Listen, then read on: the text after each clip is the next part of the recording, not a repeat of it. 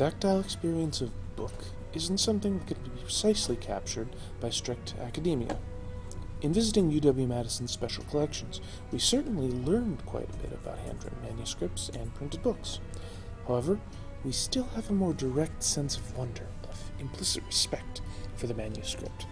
There's an appreciation that is visceral, real, and tactile.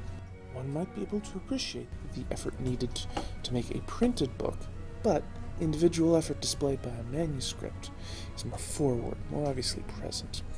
With this in mind, we would argue that observable interactions with manuscripts, early printed works, and the reasons behind these differences in these interactions suggest an implicit human bias towards recognizing human, individualized work.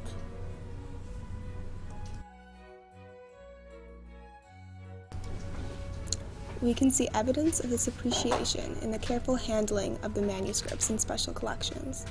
Obviously, the sheer age and fragile condition of the manuscripts contributed to this cautious interaction. Many of the texts had loose bindings and deteriorating pages. In fact, there were moments the librarians had to remind us of the book's delicacy, to use the book snakes so as not to crack the spines, to turn the pages with care so as not to crumble the edges. But more than just age, it was the knowledge that the manuscripts were one of a kind. In knowing that each and every manuscript was unique, with individualized illustrations, rubrications, and written script, we saw the yellowing pages and fading ink and felt an intuitive need to preserve what remained.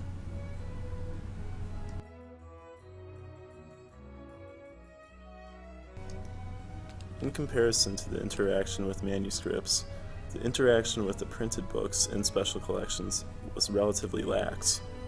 These printed books were in better condition than the manuscripts.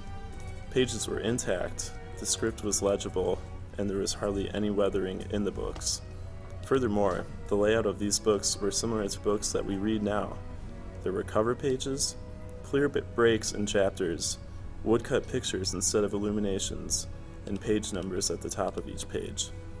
In essence, we saw the printed books as mechanized compared to the variable and unique layouts of the manuscripts.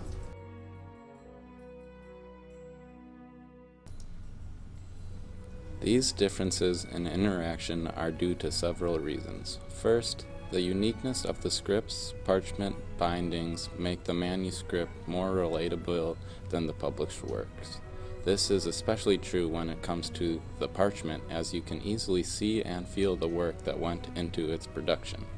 We also feel more of a connection to manuscripts, where the scripts are more interesting and distinct than the font in the printed books. It's not that we don't, to some degree, appreciate early printed books. We do. The fact is, we as modern humans are more accustomed to printings which we still read every day, whereas handwritten scripts from 600 years ago have a much larger impact. While we may more easily appreciate the direct work that goes into a manuscript, we should also strive to appreciate the implications of a printed book. A manuscript can easily feel personal when you consider the act of writing. However, remembering the effort of making the type and carefully setting each page is an academic form of appreciation that we should engage in, even if it isn't a direct, base response.